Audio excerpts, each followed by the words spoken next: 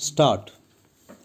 At any rate, the speaker continued, the reporter was no longer the terror of public speakers and now only reported the speech of the great loins of the front bench. Stop. He believed that the press did work for the cause of progress, but at the same time he warned his hearers of their influence in the cause of peace and implored them to hesitate before they did anything to bring about the horrors of war. Stop. It is on this question of war, he went on to say, that you are not at one with me. Stop.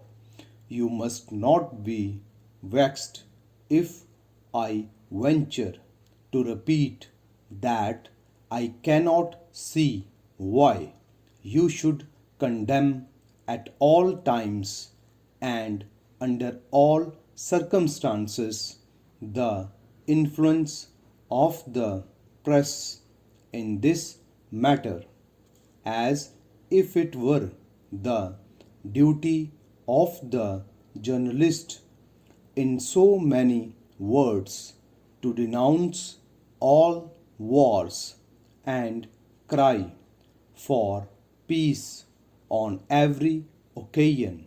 Stop.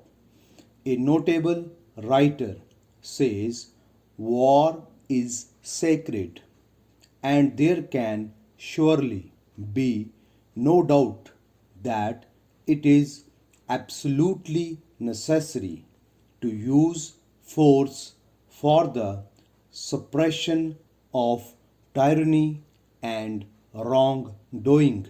Stop.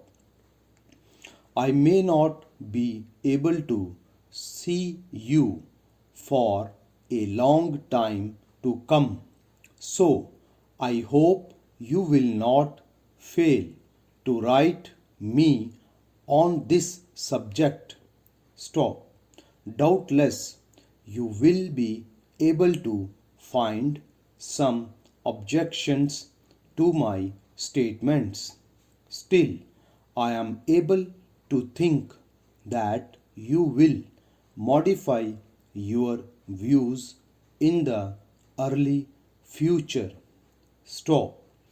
If it be not too much trouble to you, will you kindly post to me the copies of the pamphlets I lent you some time ago, and although you may not have read all of them, perhaps you will give me your opinion on those you have perused.